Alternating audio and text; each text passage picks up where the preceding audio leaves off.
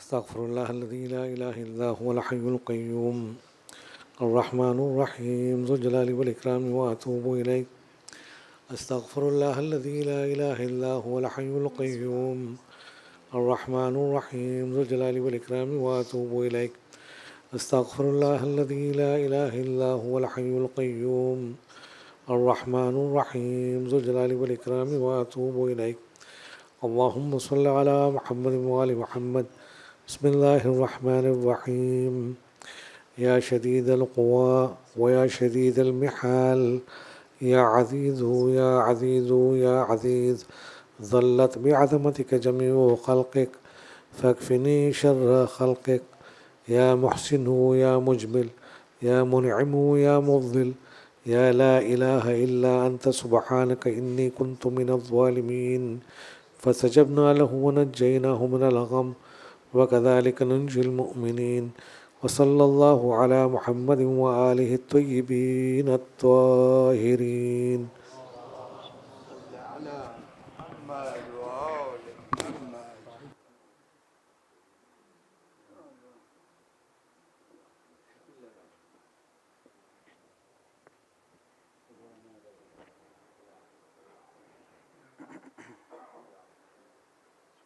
بسم الله الرحمن الرحيم. الله أكبر الله أكبر. أشهد أن لا إله إلا الله، أشهد أن لا إله إلا الله، أشهد أن محمدا رسول الله، أشهد أن محمدا رسول الله، أشهد أن عليا ولي الله، أشهد أن عليا حجة الله. حي على الصلاة حي على الصلاة حي على الفلاح حي على الفلاح، حي على خير العمل حي على خير العمل. قد قامت الصلاة قد قامت الصلاة. الله أكبر الله أكبر. لا إله إلا الله. الله أكبر. الله أكبر. بسم الله الرحمن الرحيم. الحمد لله رب العالمين الرحمن الرحيم مالك يوم الدين. إياك نعبد وإياك نستعين. اهدنا الصراط المستقيم صراط الذين أنعمت عليهم غير المغضوب عليهم ولا الضالين. بسم الله الرحمن الرحيم. والعصر إن الإنسان لفي خسر إلا الذين آمنوا وعملوا الصالحات وتواصوا بالحق وتواصوا بالصبر. الله أكبر. سبحان ربي العظيم وبحمده. ربي صل على محمد وآل محمد. سمع الله لمن حمده. الله أكبر. سبحان ربي الأعلى وبحمده. اللهم صل على محمد وآل محمد. الله أكبر. أستغفر الله ربي وأتوب إليه. الله أكبر. سبحان ربي الأعلى وبحمده. اللهم صل على محمد وآل محمد. الله أكبر. بحول الله وقوته.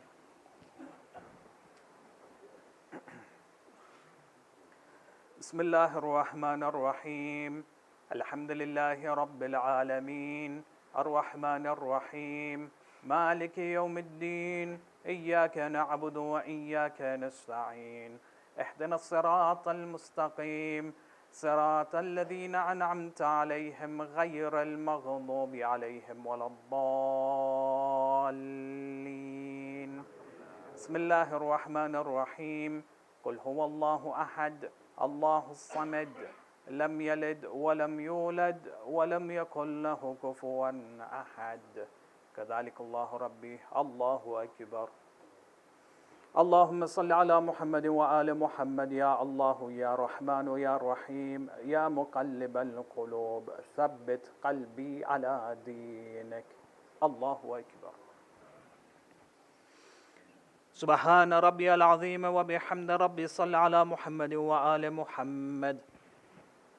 سمع الله لمن حمده. الله أكبر. سبحان ربي الأعلى وبحمده اللهم صل على محمد وآل محمد. الله أكبر. أستغفر الله ربي وأتوب إليه. الله أكبر. سبحان ربي الأعلى وبحمده اللهم صل على محمد وآل محمد. الله أكبر. الحمد لله. أشهد أن لا إله إلا الله وحده لا شريك له وأشهد أن محمدا عبده ورسوله. اللهم صل على محمد وآل محمد بحول الله وقوته.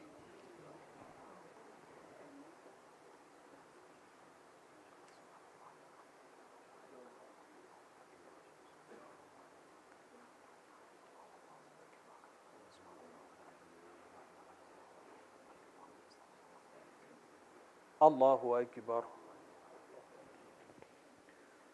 سبحان ربي العظيم وبحمده ربي صل على محمد وآل محمد. سمع الله لمن حمده. الله أكبر. سبحان ربي الأعلى وبحمده اللهم صل على محمد وآل محمد. الله أكبر. أستغفر الله ربي وأتوب إليه. الله أكبر. سبحان ربي الأعلى وبحمده اللهم صل على محمد وآل محمد. الله أكبر. بحول الله وقوته.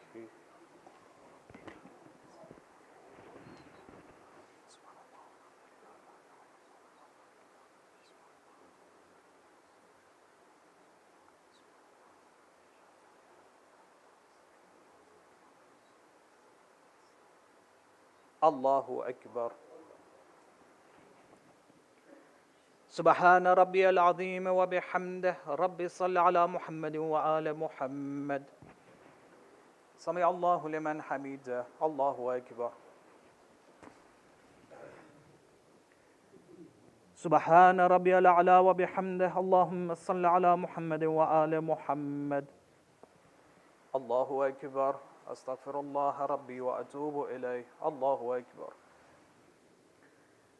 سبحان ربي الأعلى وبحمده اللهم صل على محمد وآل محمد وعجل فرجهم يا لا إله إلا أنت سبحانك إني كنت من الظالمين. الله أكبر. الحمد لله. أشهد أن لا إله إلا الله وحده لا شريك له وأشهد أن محمدا عبده ورسوله. اللهم صل على محمد وآل محمد.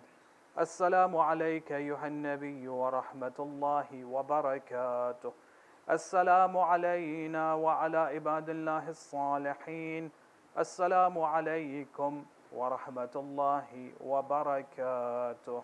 الله أكبر. الله أكبر. الله أكبر. لا إله إلا الله.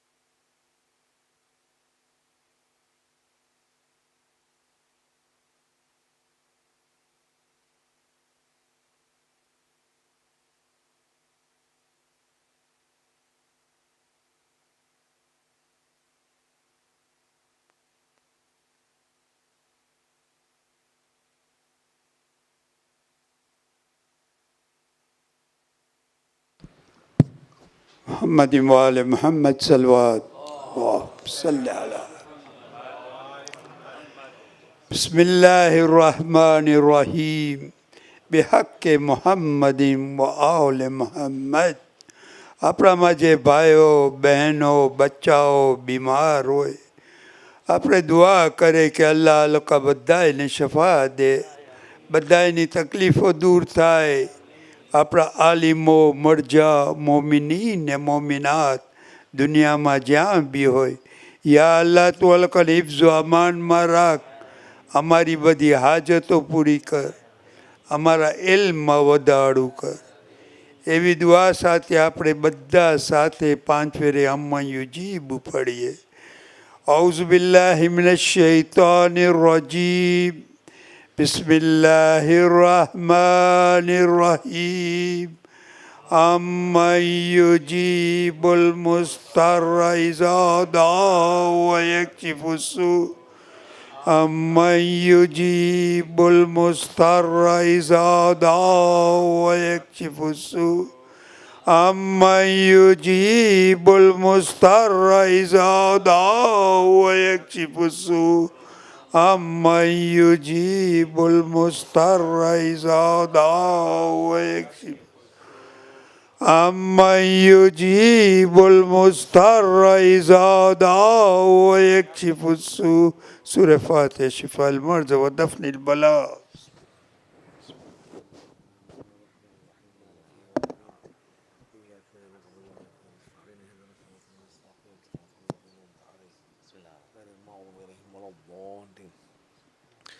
إن الله وملائكته يصلون على النبي يا أيها الذين آمنوا صلوا عليه وسلموا تسليما.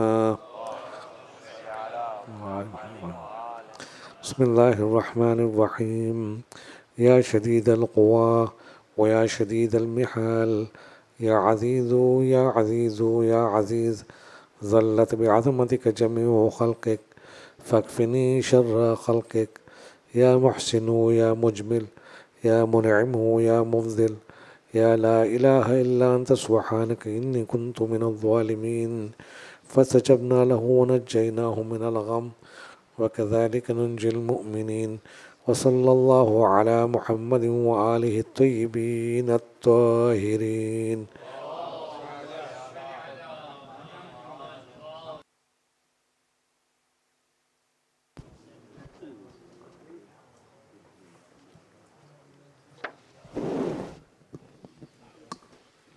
Holy Quran.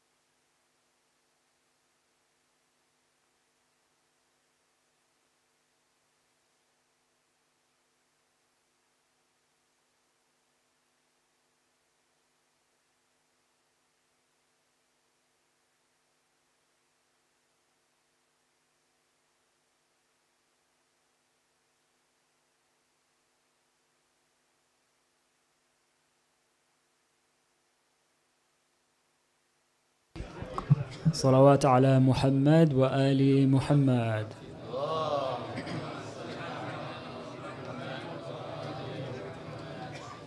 أعوذ بالله من الشيطان الرجيم.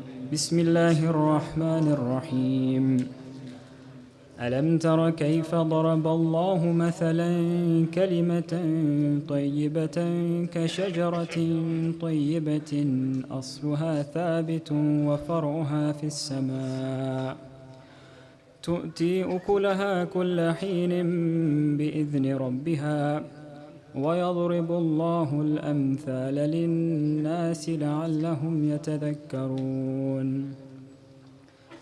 ومثل كلمة خبيثة كشجرة خبيثة اجتثت من فوق الأرض ما لها من قرار يثبت الله الذين آمنوا بالقول الثابت في الحياة الدنيا وفي الآخرة ويضل الله الظالمين ويفعل الله ما يشاء.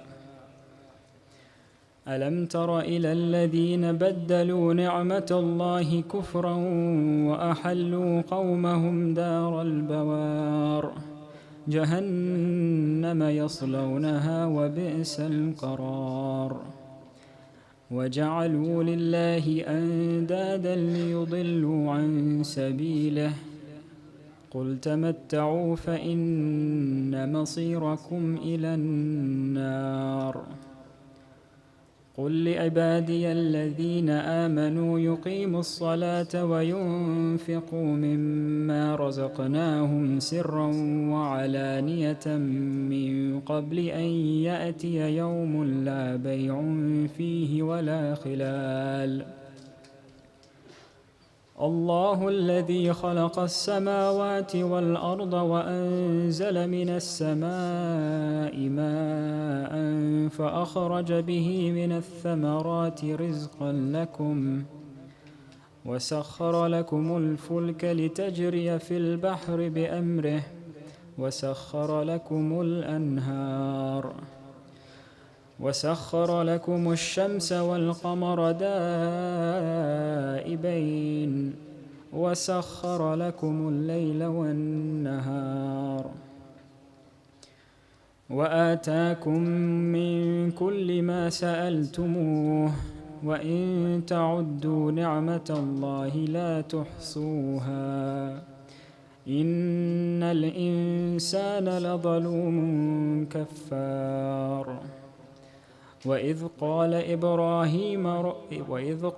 إبراهيم رب اجعل هذا البلد آمنا واجنبني وبني أن نعبد الأصنام رب إنهن أضللن كثيرا من الناس فمن تبعني فإنه مني ومن عصاني فإنك غفور رحيم. ربنا إني أسكنت من ذريتي بواد غير ذي زرع عند بيتك المحرم ربنا ليقيموا الصلاة فاجعل أفئدة من الناس تهوي إليهم وارزقهم من الثمرات لعلهم يشكرون. ربنا إنك تعلم ما نخفي وما نعلن وما يخفى على الله من شيء في الأرض ولا في السماء. الحمد لله الذي وهب لي على الكبر إسماعيل وإسحاق إن ربي لسميع الدعاء. رب اجعلني مقيم الصلاة ومن ذريتي ربنا وتقبل دعاء. ربنا اغفر لي ولوالدي وللمؤمنين يوم يقوم الحساب. صدق الله العلي العظيم. صلوا على محمد وآل محمد.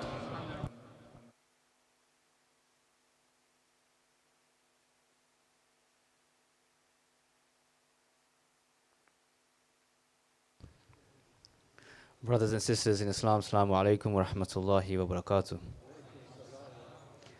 Today is Friday, the 15th of September 2023, the eve of the 29th of Safar 1445. We're here to commemorate the Shahadat eve of Imam Ridha alayhi salam. Allahumma salli ala.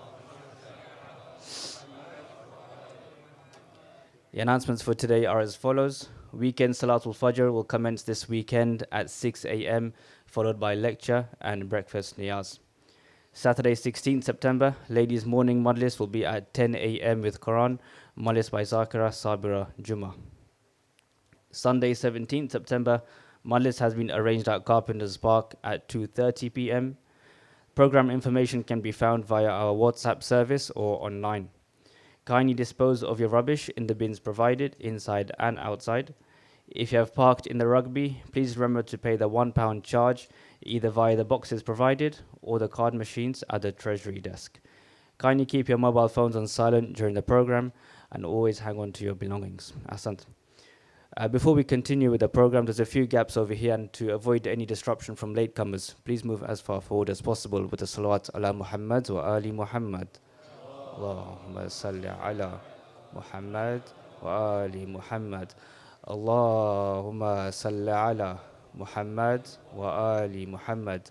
Allahumma salli ala Muhammad wa ali Muhammad. Ahsant. We'll continue with Marthiya by Brother Ali Raza Damani. Please welcome him with the salawat ala Muhammad wa ali Muhammad.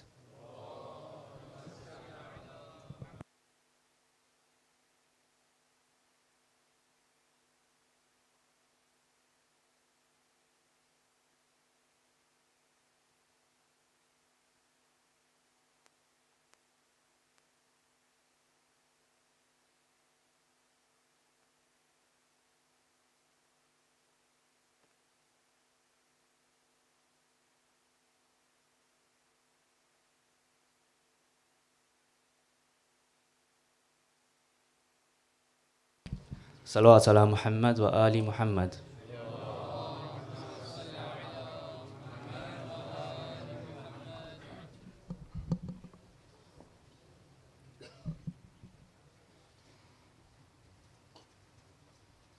محمد وآل محمد صلوات.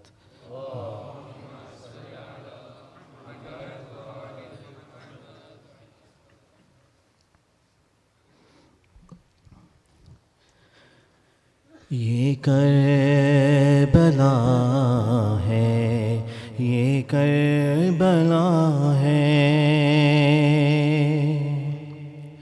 یہاں سنبھل کر قدم اٹھانا، یہ کربلا ہے، یہ کربلا ہے، یہ کربلا ہے، یہ کربلا ہے. محمد و آل محمد صلوات.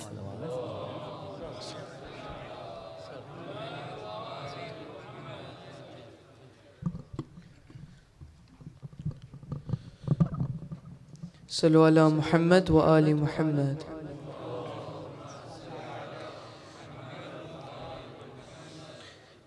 اے غریب الغرباء، اے غریب الغرباء، اے میرے بھائی رضا، اے غریب الغرباء، اے میرے بھائی رضا، رو کے معصومائکم، رو کے معصومائکم، کم سے دیتی ہے صدا، اے میرے بھائی رضا، اے غریب الغرباء، اے غریب الغرباء،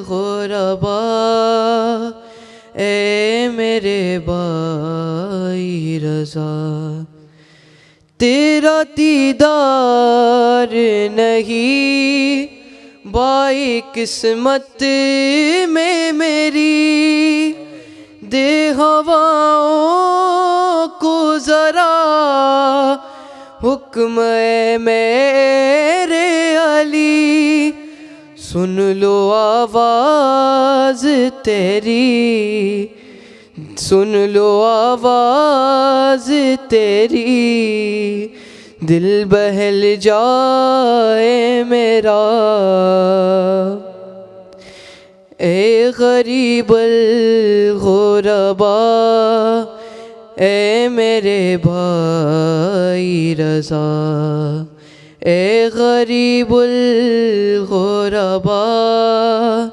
اے میرے بھائی رضا، مجھ پہ جو بیت گئے وہ علم کچھ بھی نہیں، سامنے زینب کے میرے غم کچھ بھی نہیں، میں نہ بازار گئی نہ چین میری ردا، اے غریب الغرباء، اے غریب الغرباء، اے میرے بھائی رضا، اے غریب الغرباء، اے میرے بھائی رضا، صلو علی محمد و آل محمد۔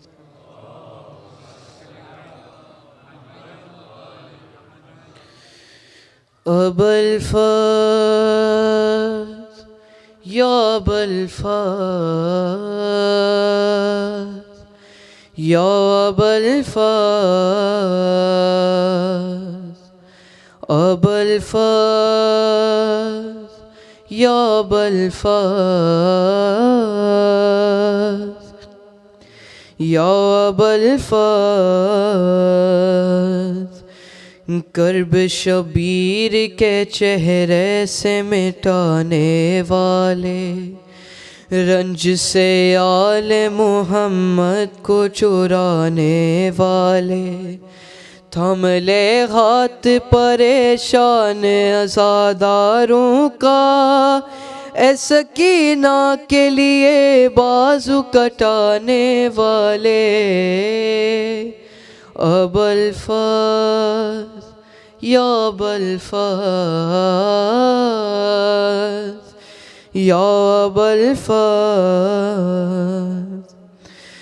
تو جائے نہ میری آس امید حرم، میرے زخموں کا فقط آپ ہو غازی مرہم، اربعین پر ہمیں بلوال زیارت کے لیے، آپ کو پہلو شکستہ کسی بی بی کی قسم، ابا الفاظ یا ابا الفاظ، یا ابا الفاظ، ابا الفاظ یا ابا الفاظ، یا ابا الفاظ،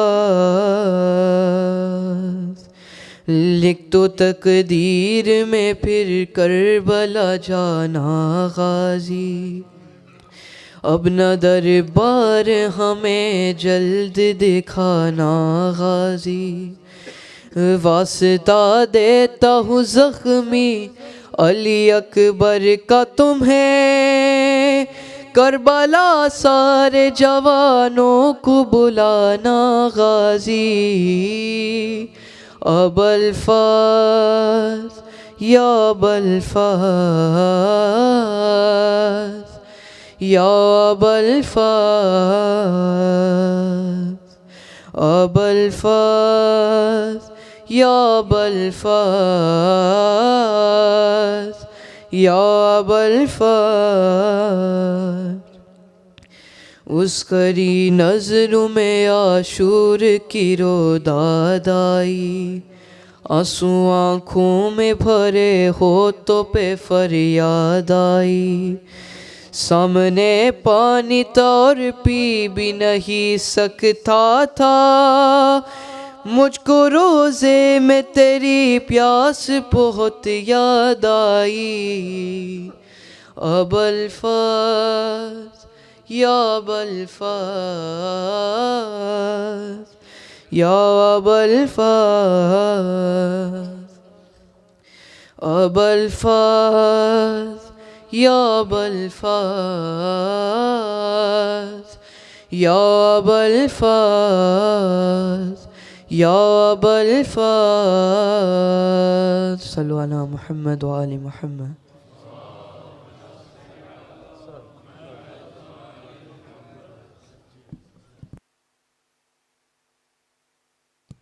Ahsan, please welcome Shaykh Anwar Jaffer to deliver his lecture with a salawat ala Muhammad wa ali Muhammad.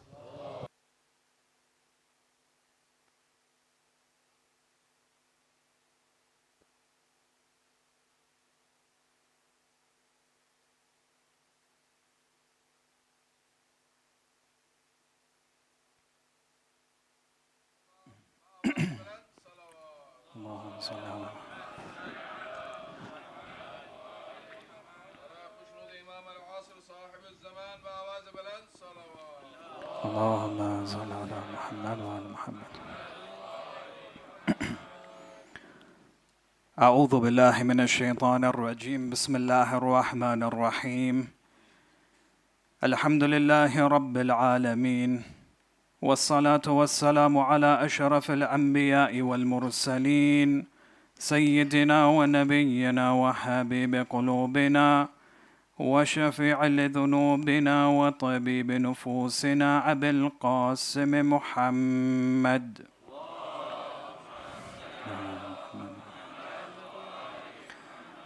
والصلاة والسلام على أهل بيته الطيبين الطاهرين المعصومين المظلومين، ولعنة الله على أعدائهم أجمعين إلى قيام يوم الدين. وفقنا الله وإياكم بعلم وعمل صالح إن شاء الله، بذكر الصلاة على محمد وآل محمد.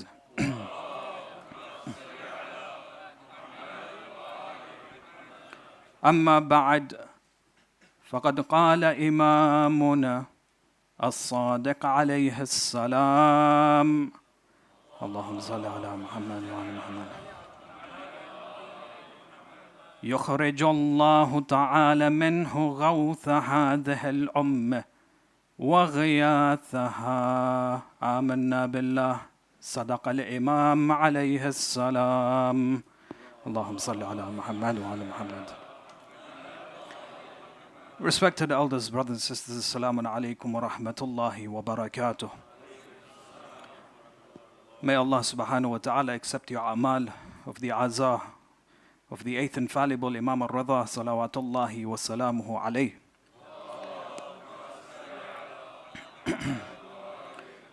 They say one day a man approached Imam Sadiq alayhi salam and he began to ask questions about imamah.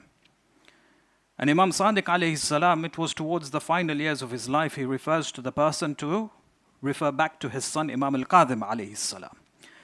Allahumma salli ala Muhammad wa ala Muhammad. And so the person, he says to the Imam alayhi salam, he says, I do not know of any other Imam except you. And then he says, no, I'm directing you now to the authority of my son. And so when he directs him to Imam al-Kadhim alayhi salam, he begins to mention the qualities and the merits of Imam al-Kadhim. He says that he is amongst the people who have wisdom, the people who have knowledge, the people who have authority. He begins to mention his fadail with regards to his akhlaq, that he has the best of morality, his ethics is sublime, and so on and so forth. To the extent that the Imam makes this statement, he says, but there is one thing that will perfect him, in the sense that there is one merit that he has which is unique to him. So the person asks the Imam alayhi salam, he says, what merit is this? Upon which the Imam alayhi salam, as-Sadiq, mentions this particular statement. He says, يُخْرِجُ اللَّهُ تَعَالَى مِنْهُ. This individual, Imam al-Kadhim alayhi salam, a son will come towards him, he will give birth to a son, who is considered to be al-Ghawth or Ghawth fi hadhihi al-Ummah, he is seen as a Ghawth, and I'll come to what this meaning is, وَغِيَاثَهَا, and he is considered to be a Ghiyath for the Ummah as well. Now very interestingly, when you look at the word Ghawth, this is not a word which is alien to us. We've come across it many times before.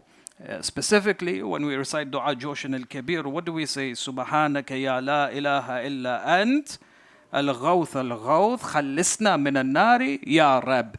So when we turn to Allah in Dua Joshan, we ask Allah subhanahu wa ta'ala through your sublime name. We glorify Allah. There is no God except you, Ya Allah. Al-Ghawth, Al-Ghawth. Relinquish us, relief, provide relief for us. Give us aid, give us assistance. Help us. Khalisna min al-nari ya Rab. Free us from the fires of hell. So when you look at this word Al-Ghawth, it means to be aided, to have relief from one aspect or another. In this particular dua, we refer to Allah, we use the wasila of the names of Allah subhanahu wa ta'ala, the asma of Allah, to safeguard ourselves from the fires of hell. When it is referred to an individual which is in the circumstance, Imam Sadiq alayhi salam, in reference to Imam al-Ridha, he refers to him as al-Ghawth, a person who provides relief, a person who assists, a person who aids others. He is a mughith. And then he goes on to say, وَغِيَاثَهَا. غِيَاثَهَا, imagine a person who has a need. It's a very specific need. The solution to that need is also very, very specific. A person may need, for example, food or wealth or whatever it is.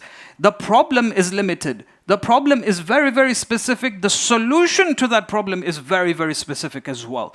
The solution to that specific problem, that is what is termed as غِيَاثَهَا. When you put this statement together, when you put these two words together, the meaning that it gives is that Imam al-Ridha alayhi salam will be a source of salvation, and he provides assistance to his followers. Salvation specifically in the times of difficulty and those who are in the times of trouble. That's one of the specifications that is outlined by Imam al-Sadiq in reference to his grandson Imam al-Ridha salawatullah wa salamuhu alayhi.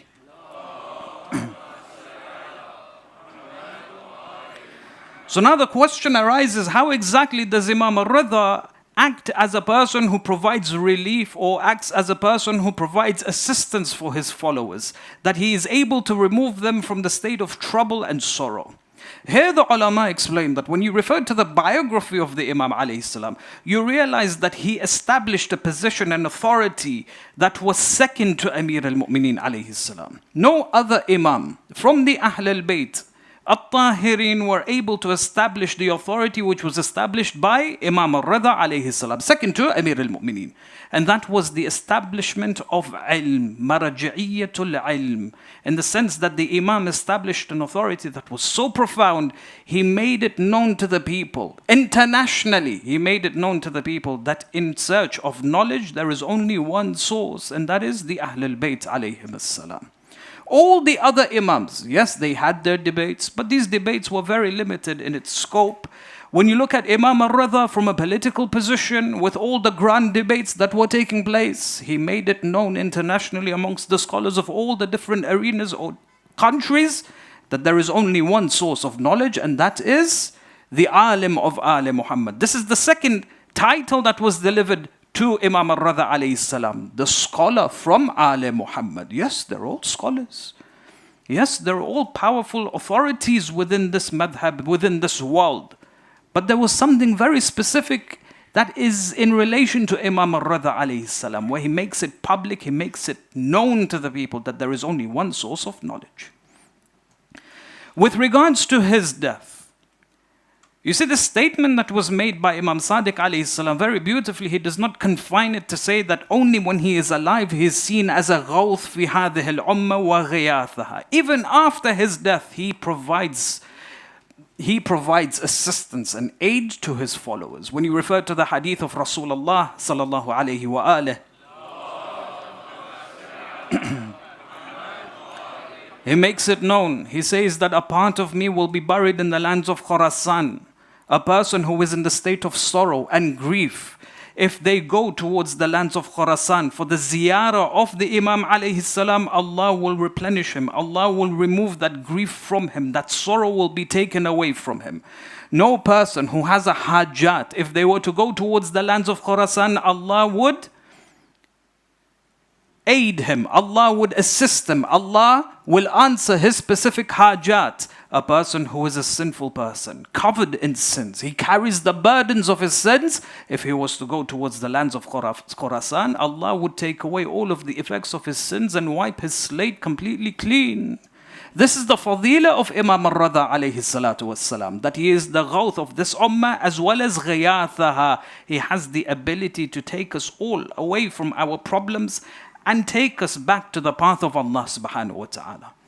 Now, with regards to tonight's discussion, one of the things that the Imam alayhi salam focuses on his people, or focuses with his people, is with regards to the showcase of his ilm, with regards to establishing his authority in terms of his ilm, in terms of his knowledge. And he does so in two phases. First, after the death of his father, Imam al-Qadim alayhi salam, in Medina, but more so, it exacerbated when he was made the crown prince, when he took this particular position forcefully by Ma'mun al-Rashid.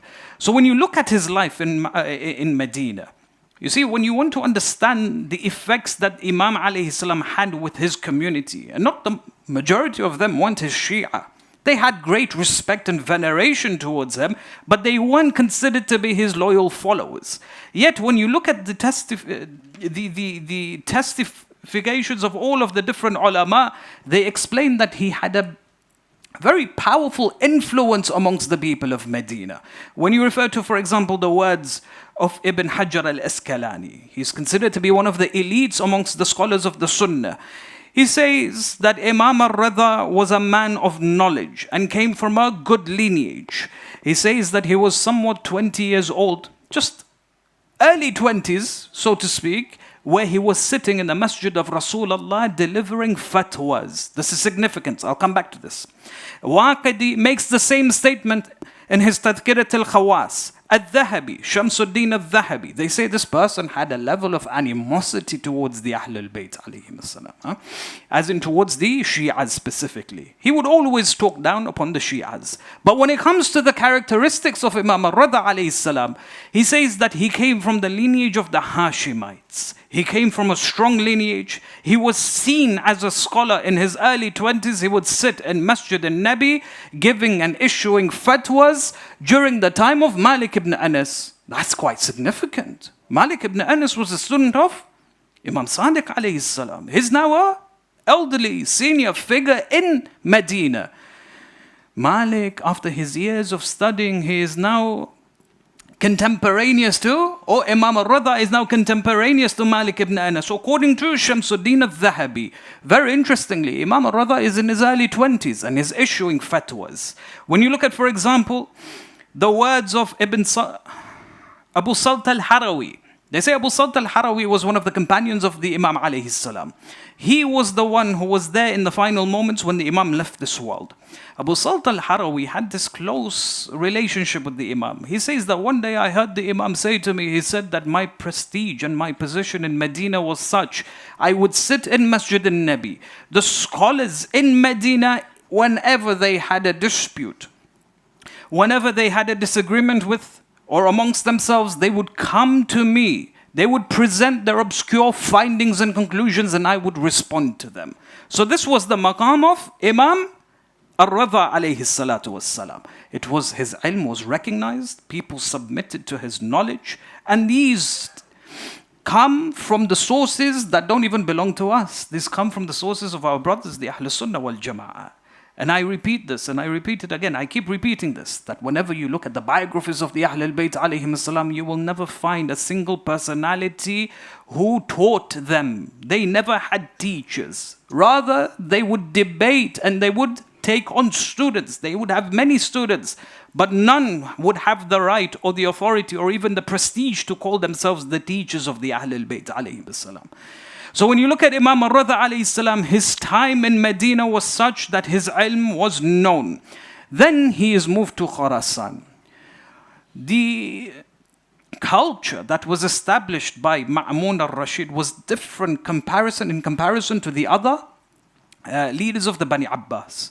When you look at Amin, when you look at, for example, Harun, when you look at Mu'taz, those who came after and before Ma'mun was considerably different. They say Ma'mun was a scholar himself, to the extent he had an affinity towards the Shia. Outwardly, in the apparent nature, the Shia were a threat to him, so he would propose his leniency and his affection towards Imam al-Ridha alayhi salam, to the extent that some Sunni historians, Ibn Kathir amongst them, he considers Ma'mun to be a Shia himself. But of course, we know what the reality is. They say Ma'mun, what he did was he established public debates as one of his policies. It was a political ploy. It was to confuse the people or to divert the attention of the people to somewhere else. You know, public debate, when it takes place, is very entertaining. In the 1960s, 70s, 80s, you have Marhum Ahmad Didat. And we know how entertaining that was when he would challenge the senior figures within his community or within the Christian community. Ma'mun employs the same tactic. It wasn't because he had this yearning and this great love for knowledge. It was to divert the attention of the people. On the one hand, what he did was he opened the floodgates of knowledge. So people from other civilizations, scholars from other circles, the Christians, Zoroastrians, the Hindus, the atheists, all had the freedom to promote their teachings. They had the freedom to share their teachings. They had the freedom of speech. They had the freedom of thought. What this does is it diverts the people from the attention. It diverts the attention of the people from the Ahl al-Bayt to everything else. On a second level, when he created or when he organized all of these debates, he made sure to put Imam al-Ridha in the center of all of these debates. And that was a tactic used by him to show the people that a person like al-Ridha alayhi salam cannot be very much cognizant of all of the debates that are taking place. He can't be very well known in terms of atheism and atheistic arguments, in terms of Sunni Islam and the arguments used by them, in terms of what the Zoroastrians use, in terms of what the Christians use to prove their religion and so on and so forth. He says that level of knowledge confined to a single person is impossible. So he would throw Imam al-Ridha in the center of all of his debates. When Imam asks Abu Salt, he says, Ya Abu Salt, what is your opinion about all of these debates that Ma'mun is preparing? He says, Yabna Rasulullah, he wants to demean you. He wants to show the people that you're not worth anything. He says, Ya Abu Salt. And the way he said it was quite interesting. He said it in such a way that as if he believed in what he was saying. He says, Ya Abu Salt, do you fear for me? He says, not at all, Ya Yabna Rasulullah. He says, Ya Abu Salt, tomorrow when the debate takes place, you will see how I speak with the people of the Torah using their Torah, the people of the Injil using their Injil, the people of, for example, the Zoroastrians using their book, the Sabians using their sources. I will use the opponents using their own texts to prove the wilayah of the Ahl al-Bayt alayhim as-salam. Abu Salt then goes on to narrate, he says that I was there present in all of these debates that were taking on they took place on an international level. He said, in all of these debates, I saw the opponent be submissive or become submissive in the presence of the Imam alayhi salam.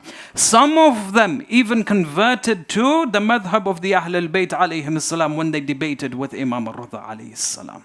So you find that his ability, his cognizance, his power in such an arena to defend Al Muhammad, to defend the madhab of the Ahl al-Bayt alayhim salam through knowledge, and the expansion of his knowledge was very much determined, which was very much established, and historically there are too many sources for us to rely on to prove this.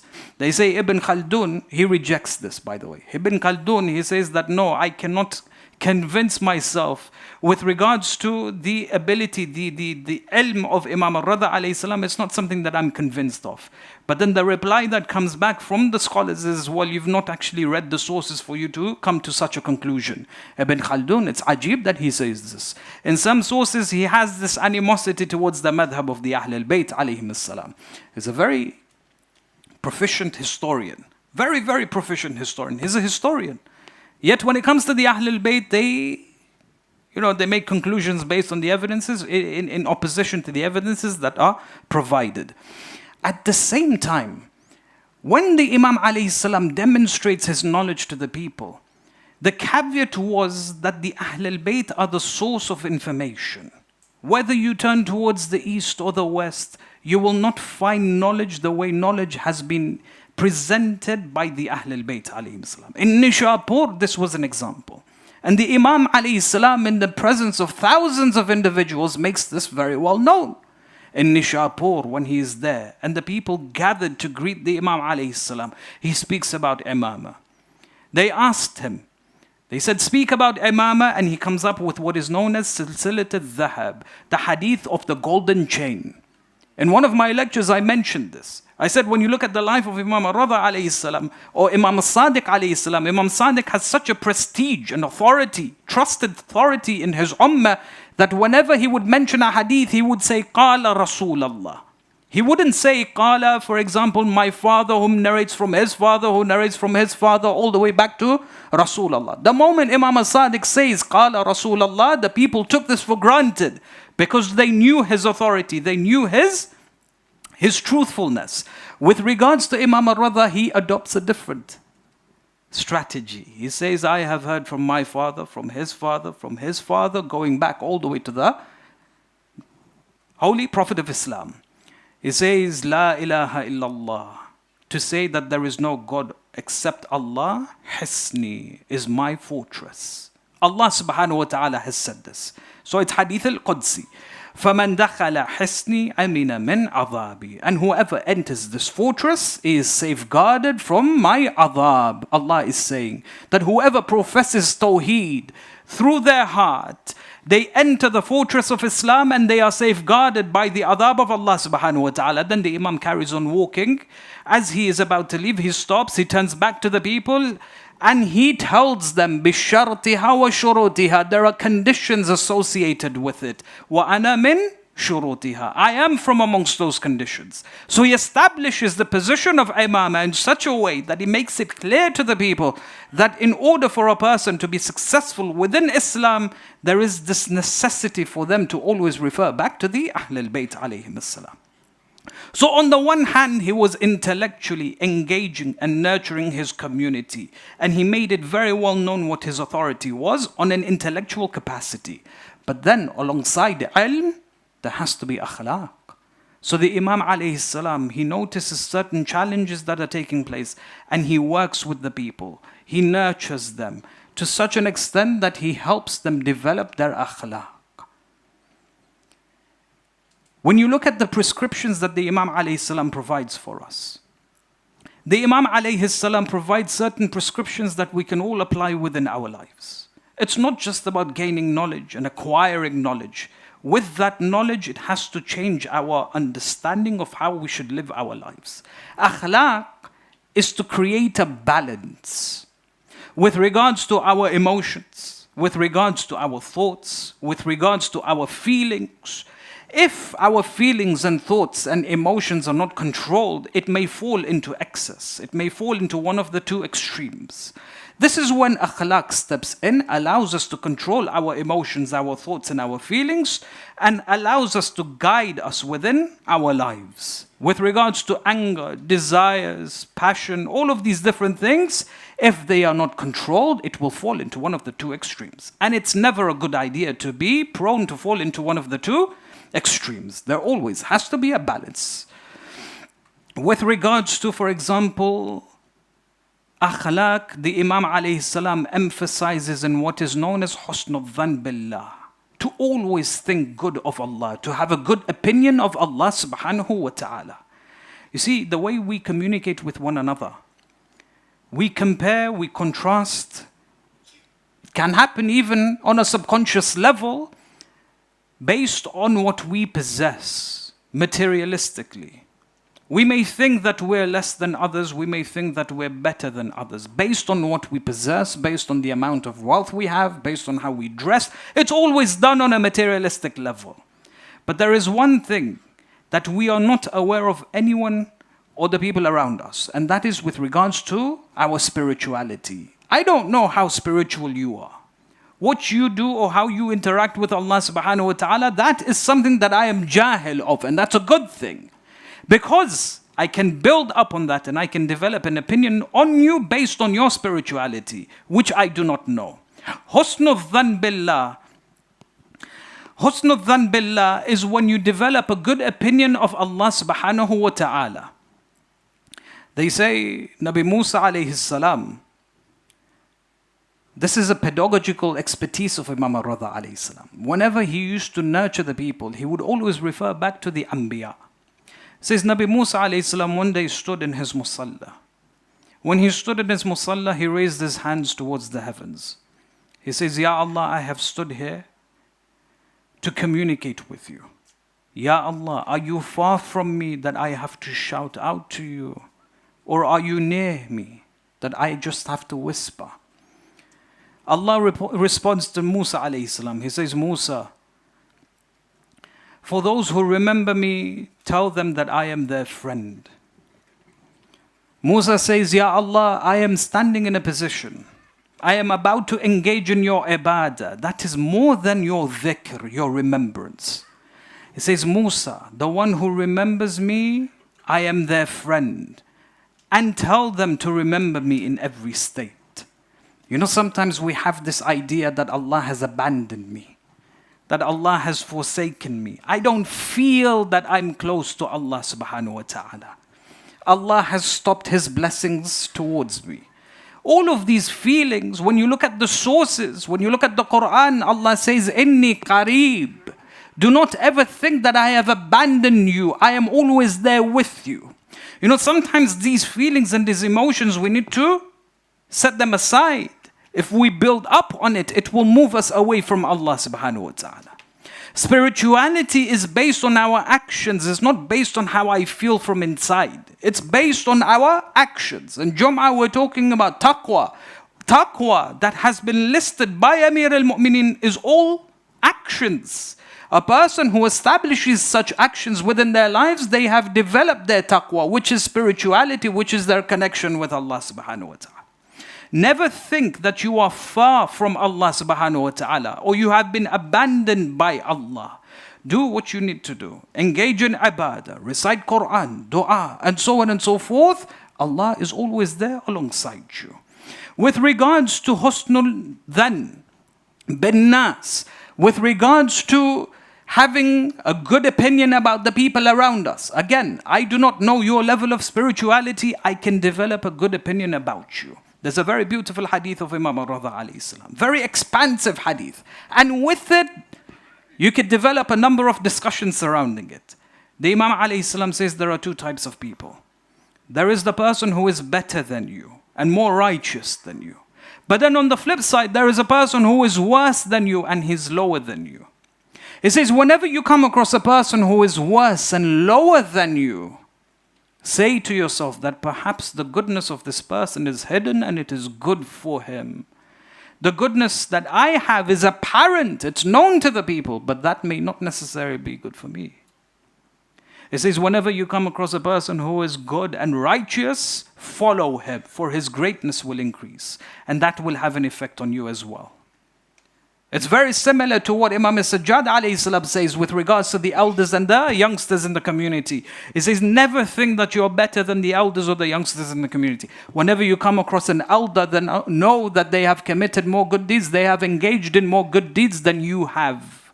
Do not think that you are better than they are. Whenever you come across a youngster, know that they have committed less sins than you have. Istisghar an-nafs. Consider yourself to be lower than the people around you. This is the essence of husnul dhan. You constantly belittle yourself in front of Allah, number one. Number two, amongst the people around you. Never let the seeds of arrogance develop within one's heart. From another perspective, the Imam alayhi salam then begins to speak about Nabi Isa alayhi salam. Nabi Isa alayhi salam, he says to the people, the Bani Israel, he says, Ya Bani Israel, Ya Bani Israel, Sallu ala Muhammad wa ala Muhammad. He says, Ya Bani Israel, do not grieve when the world is taken away from you. Just as how the Ahlul Dunya, when the world is given to them, they do not grieve when faith is taken away from them. They say two individuals, Hussein ibn Yazid al-Nawfali and Umar ibn Sha'ba. They came towards Imam al-Ridha alayhi salam one day and they began to complain. They say, we used to be affluent, we used to be rich. We lived a very comfortable life. But then something happened and all of our wealth was taken away from us. Yabna Rasulullah prayed that Allah returns this wealth and this comfort to us. The Imam lashes back at them. He says, what do you want? Do you want to become like Tahir and Hardama? Now Tahir was one of the governors of Ma'mun within Khurasan. Harthama, they say that he used to provide very specific services to Ma'mun al-Rashid. Both were evil men. They used to violate the laws of Allah, faithless individuals. He says, you want to become like them? He said, they have the world in their hands, but they have no faith. So these two individuals, they respond, they say, Abna Rasulullah, far from it. We do not want to be the opposite of what we have now, that we have dunya within our hands, the gold and the silver and so on and so forth, and for faith to be taken away from us. So the Imam then begins to tell them, وَعَلَمُوا آلَ دَاوُودَ شُكْرَ. When Allah advises the family of Dawood, the family of kings, engage in shukr. وَقَلِيلٌ مِّنْ عِبَادِيَ الشَّكُورِ. Only a handful of individuals, very few from the population of humanity, are truly grateful towards Allah subhanahu wa ta'ala. He says, you too have a good opinion of Allah. Whatever Allah has determined for you, whatever He has decided for you, it is good for you because it is based on His wisdom. He says, if you are content with the scarcity of sustenance that you have, that scarcity of your good deeds will weigh heavy on the day of judgment. If you live through the scarcity of your rizq, which is halal, he says on the day of judgment you will have less to answer for. The burdens will be lessened for you on the day of judgment. The idea of constantly remembering about the day of judgment, it brings hope, it brings ease in our lives. It makes all of the problems that we're going through, the trials and the difficulties, seem minute in comparison to what awaits us on the day of judgment. When referring to Nabi Allah Ibrahim alayhi salam, he says, Ya Ibrahim, I have made you a king on this earth, not so that you may accumulate mass wealth and build homes for yourselves, or for you to expand on your resources. I have favored you with wealth so that you may turn towards those who are oppressed and meet their hajat, so that you may alleviate their problems, so that you may help them. One of the manifestations of shukr is that if Allah has blessed you with wealth, then use that wealth for the people in the community. Help them. Turn to them. Allow them to have their hajats met through you and the resources that Allah has blessed you with. You know, all of these ahadith, when you put them together, the ethos behind it was that the Imam saw that there was an issue in his community, the issue of the waqifiyya. The waqifiyya, what did they do? They took wealth, mass wealth, away from the Imam alayhi salam. These were considered to be notable companions of Imam al-Qadim alayhi salam. But then the world came and seduced them. They became servants of the world and not servants of the Ahl al-Bayt alayhim salam. 100,000 dinars that was shared between Byzanti and Ziyad ibn Yazid al-Kindi, both of them, or Ziyad ibn Marwan al-Kindi, both of them were considered to be representatives of Imam al-Kadhim. When Imam al-Kadhim passed, they refused to believe in the Imam of Imam al-Ridha alayhi salam. The khums that they accumulated, they refused to hand it over.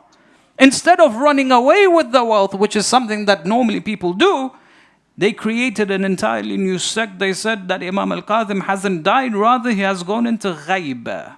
Ultimately, the attraction of the world was too strong for them. The Imam rebukes them, warns them, and then eventually he leaves them. The Waqifiyya, they eventually dissolved and they died out years later. But they created an entirely new ideology to hold on to the wealth that they had accumulated. So you find Imam alayhi salam, he begins to speak about how a person should dissociate from the world. Beware. Not have it for it to give it to you. Then when the Imam alayhi salam moves to Khurasan, whatever he did in Medina, majority of his imamah, 17 years or so, he spent in Medina. the impact, the effect that he had on the people was so great that when he left Medina, the people were in the state of grief and sorrow. When he moved to Khurasan, see, this is something that I'm not able to understand. When he moved to Khurasan, there was discussions between Imam alayhi salam and Ma'mun with regards to the crown, with regards to the crown prince, the position of the crown prince. The Imam refuses, there's a lot of back and forth. Eventually the Imam signs the contract. When does he sign the contract? On the 7th of Ramadan. On the 7th of Ramadan, the Imam signs the contract that he will take on the position of the crown leadership. Then, for Eid al-Fitr, they say that Ma'mun decided that the Imam should lead Salat al-Eid. What happens on the day of Eid? The Imam refuses the position, the Imam refuses the responsibility, but then Ma'mun says to the Imam, I want to showcase your fadila to the people. I want the people to know who you are, the merits that you have. He says it's not needed. Eventually the Imam is forced into the position. The Imam says that if you want me, if you insist that I lead Salat al-Eid, I will do so the way my father and my grandfather did so. The way Amir al-Mu'mineen alayhi salam led Salat al-Eid, the way Rasulullah led Salat al-Eid. The narration goes on, it explains that on the day of Salat al-Eid, on the day of Eid al-Fitr, the Imam alayhi salam, he wears the attire of Rasulullah, he wears the turban like the way Rasulullah would wear, he perfumed himself, performs ghusl and so on and so forth when he leaves his house. All of the guards, the security are there in the entrance of his house. As soon as he leaves, they say not only did the guards gather around his house, but the people also gathered. People on the rooftops had gathered. The women and the children all gathered to witness Imam al-Ridha alayhi salam. Think about it. The Imam is working with the people of Medina. How was he able to impact the people in Khurasan? This is the power of Imam.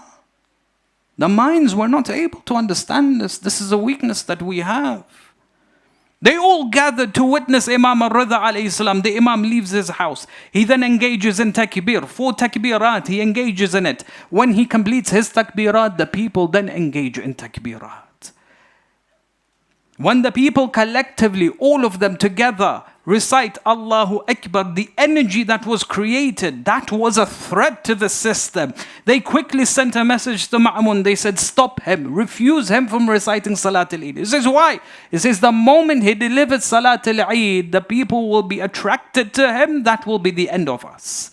Then Ma'mun quickly sends a message to Imam al-Ridha alayhi salam. He says, we've overburdened you.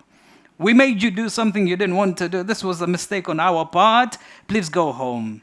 The Imam alayhi salam returns to his house. They say there was so much schism that existed at the time. Only a few people attended Salat al-Eid. The rest rejected. They all returned to their houses. Imam al-Ridha alayhi salam, he had an impact even amongst the people of Khurasan.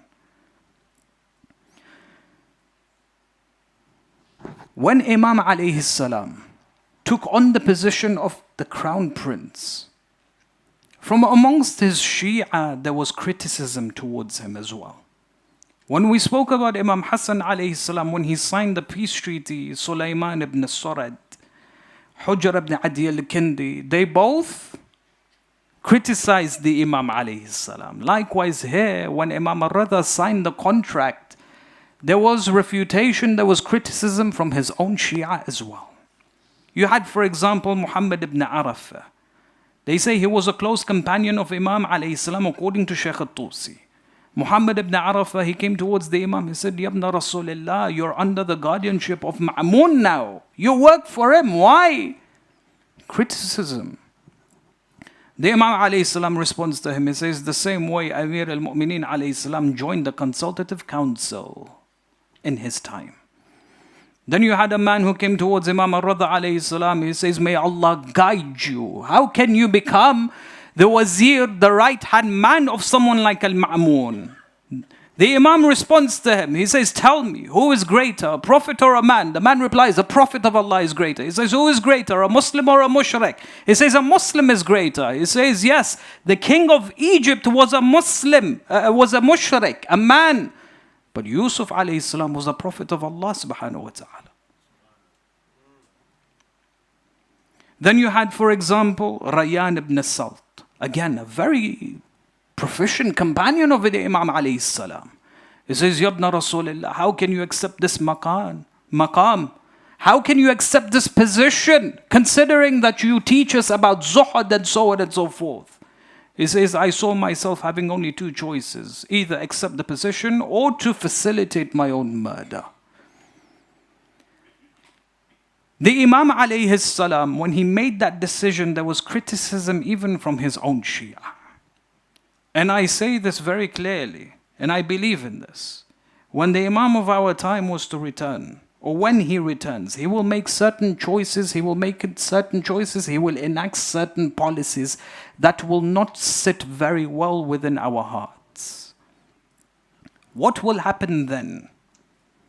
What's our reaction and our behavior to the Imam of our time?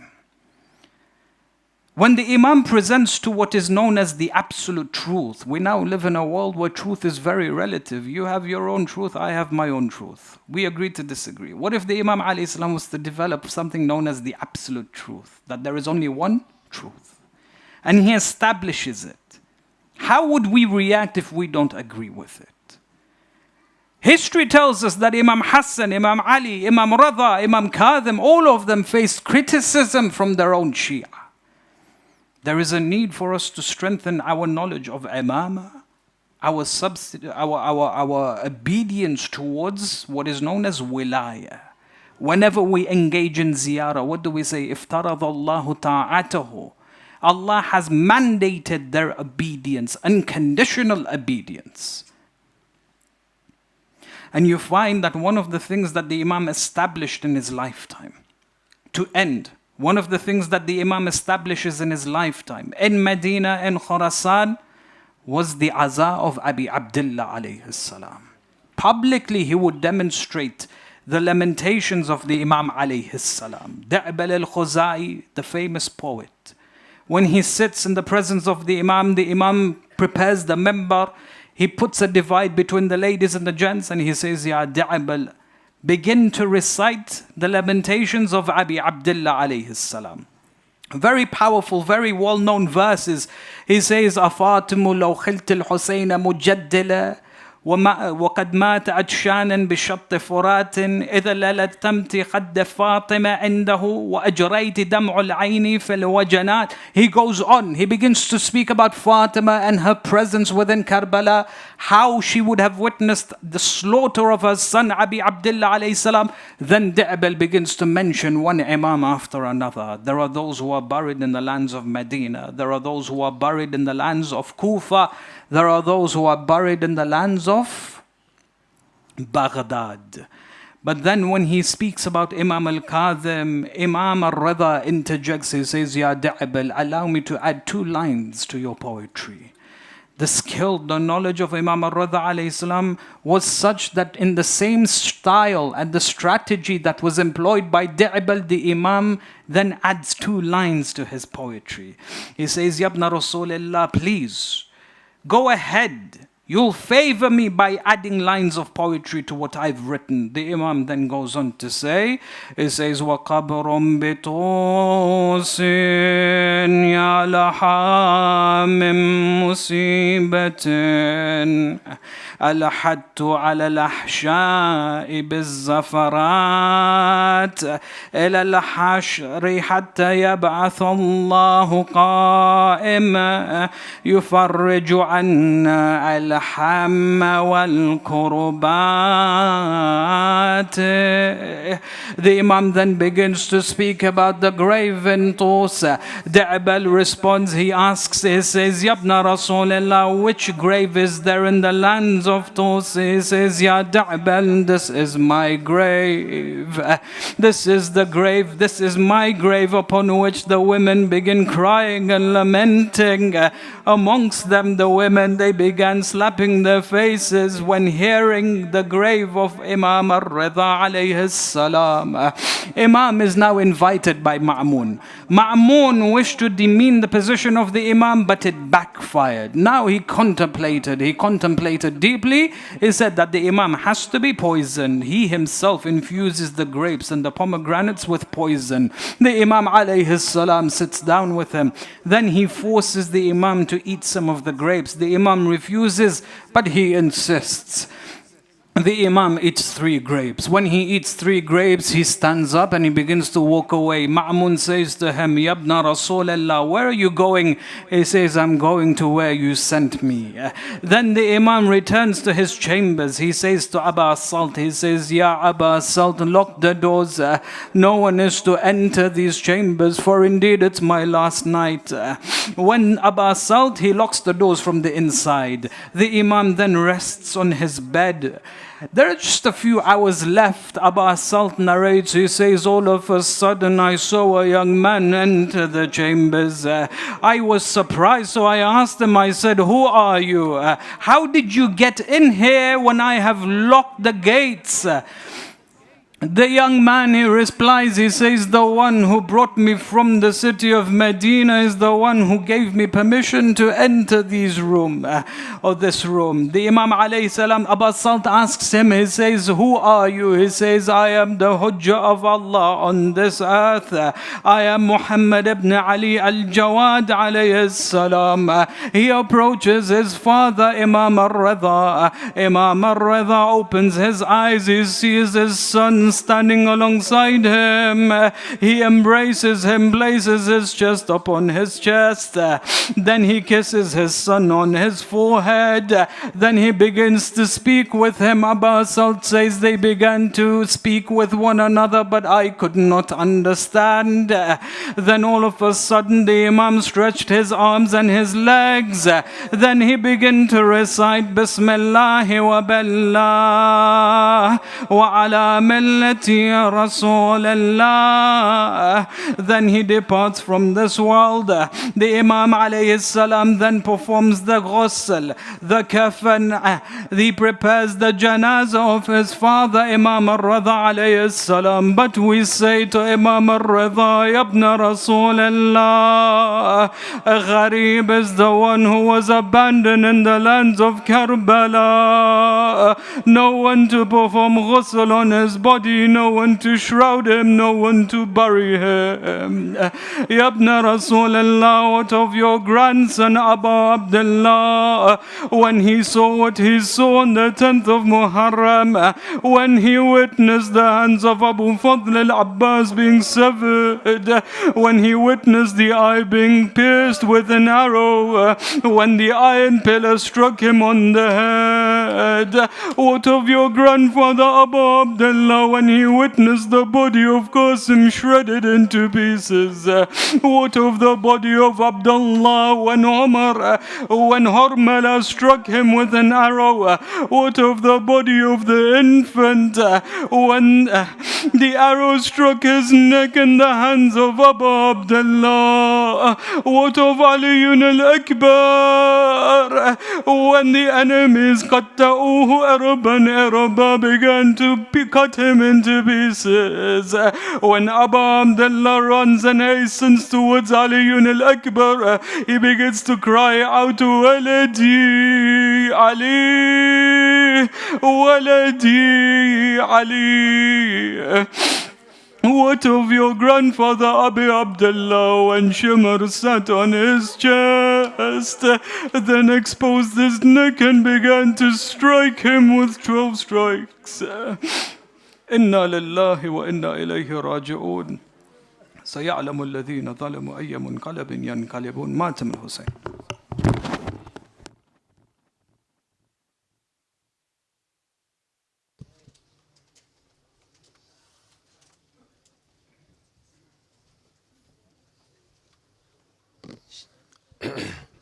Shah Khorasan का आता जनाज़ा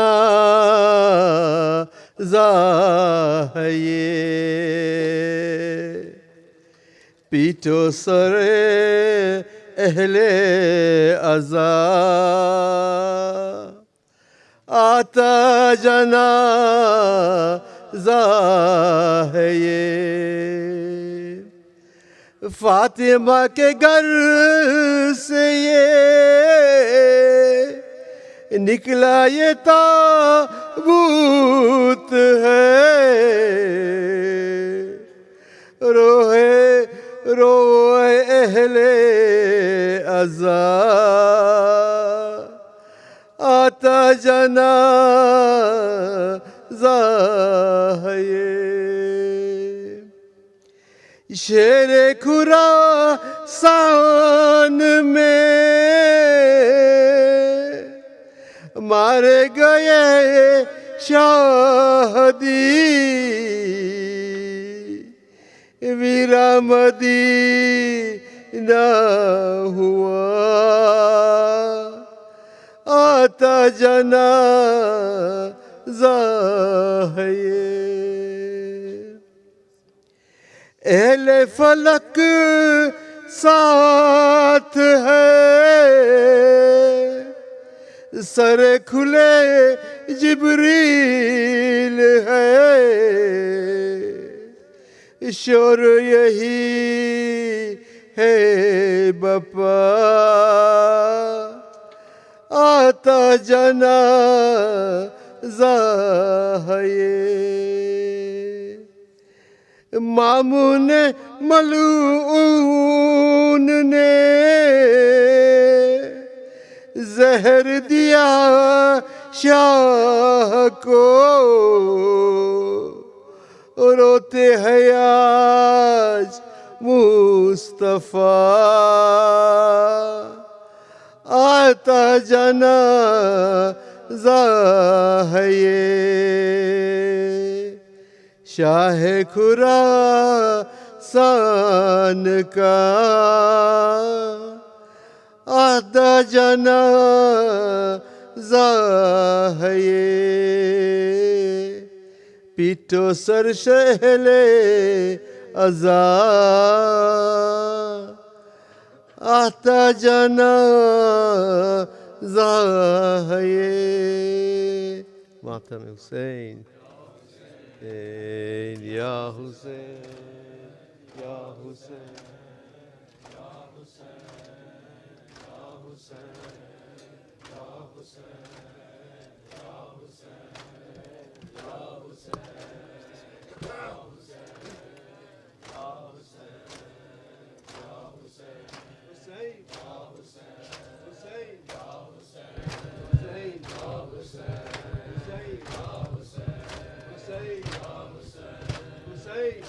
حسین یا حسین المدن مولا رضا المدن مولا رضا المدن مولا رضا المدن مولا رضا المدن مولا رضا المدن المدن مولا رضا لا رضا المدن مولا رضا لا رضا نانا نبی دادا علی دادی تیری خیر النساء المدن مولا رضا المدن مولا رضا المدن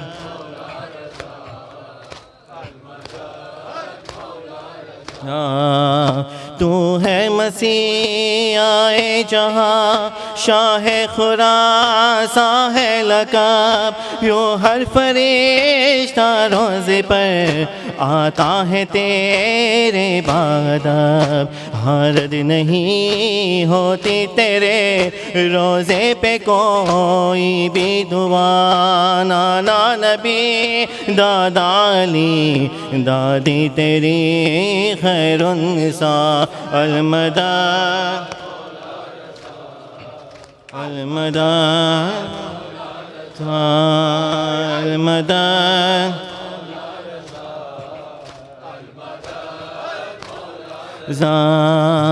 تو ہے مسیح آئے جہاں شاہ خراساں ہے لقب یوں ہر فرشتہ روزے پر آتا ہے تیرے بعد اب حرج نہیں ہوتی تیرے روزے پہ کوئی بھی دعا نانا نبی دادا علی دادی تیری خیر النساء المدد مولا رضا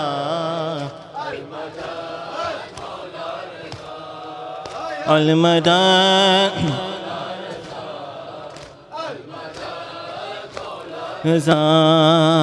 بینائی بھی دیتا ہے تو گویائی بھی دیتا ہے تو مانگے اگر تجھ سے کوئی دانائی بھی دیتا ہے تو بھی تو باب علم ہے تو بھی تو ہے مشکل کشا نانا نبی دادا علی دادی تیری خیر النساء المدد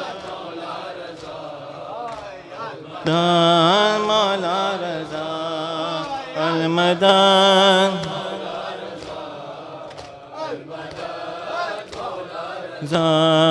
المدد مولا رضا ہے زامین آہو بھی تو گل بھی ہے تو خوشبو بھی تو ہر پہنچتا ہر آنکھ سے گرتے ہوئے آنسو بھی تو تیری عطائیں دیکھ کر دشمن کو بھی کہنا پڑا نانا نبی دادا علی دادی تیری خیر النساء المدد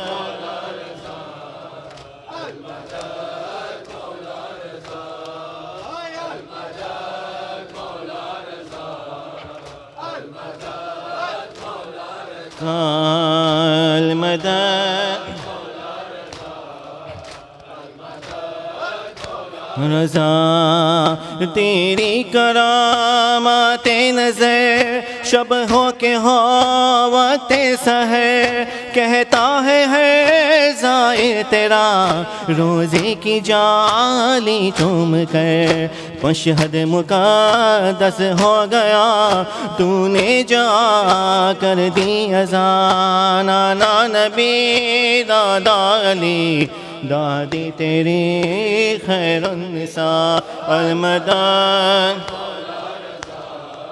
المدد مولا رضا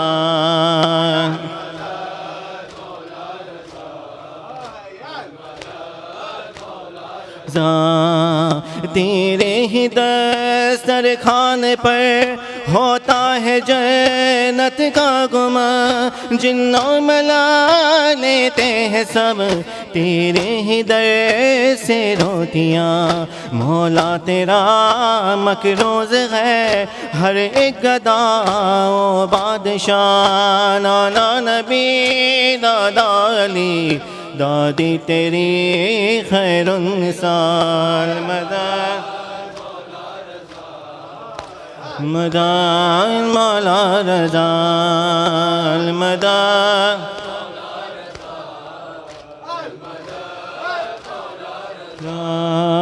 المدد مولا رضا